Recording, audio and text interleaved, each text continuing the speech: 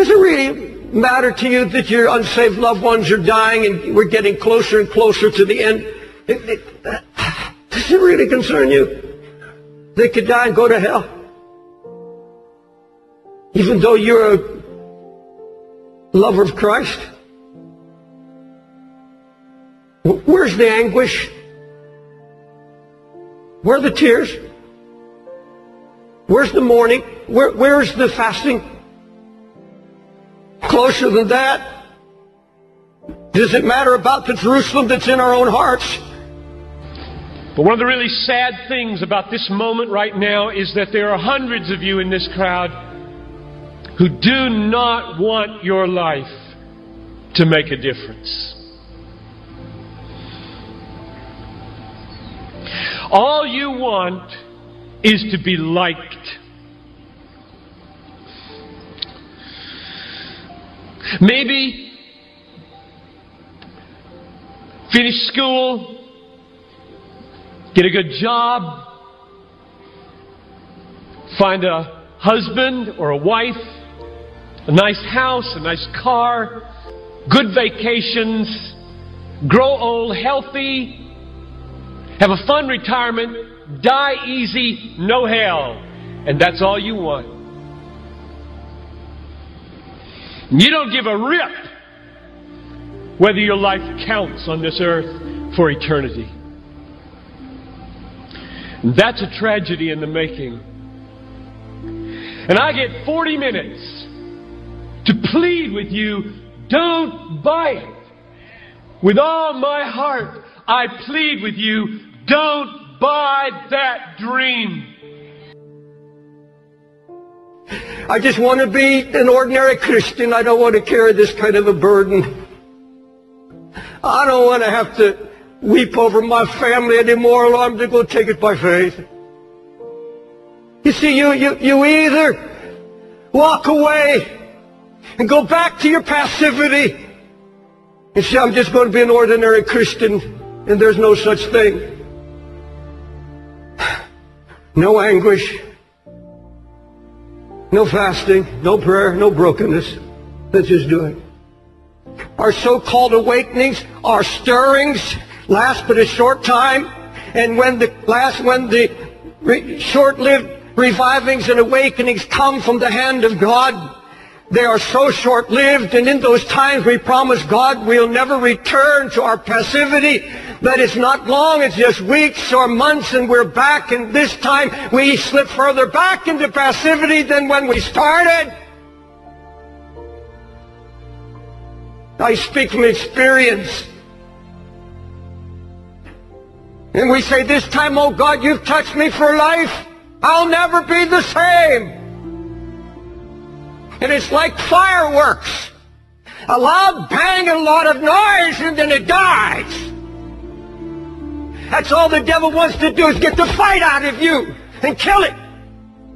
So you won't labor in prayer anymore. You won't weep before God anymore. You can sit and watch television and your family go to hell. Whatever happened to anguish in the house of God? Whatever happened to anguish in the ministry?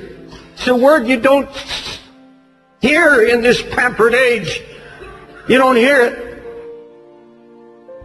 Anguish means extreme pain and distress. The emotion so stirred that it becomes painful. Acute, deeply felt inner pain because of conditions about you, in you or around you. Anguish. Deep pain, deep sorrow, agony of God's heart. A true prayer life begins at the place of anguish, a place where lifetime decisions are made. You see, if you set your heart to pray, God's going to come and start sharing His heart with you. He's going to open up His heart, and I'll tell you, there's pain in His heart. But He sees, and so few to hear. He's going to show you the condition of His church. He's going to show you the condition to your own heart. And He's going to ask you a question. What is it to you? What is it? Why didn't God use them in restoration? Why didn't they have a word? Because there was no sign of anguish. No weeping. Not a word of prayer. It's all ruin. If it has not been borne by the Holy Spirit, where when you saw and heard of the ruin, that drove you to your knees, took you down into a baptism of anguish where you began to pray and seek God. Then finally coming for street rallies here in the city and walking the streets and then wind up on 42nd Street and see them selling a kind of heroin would kill you. Say, I've got the good stuff, it'll kill you. And I remember breaking down, and it didn't matter the crowds going by. I sat on a fire hydrant tape on the side of a building and wept. And I was in anguish.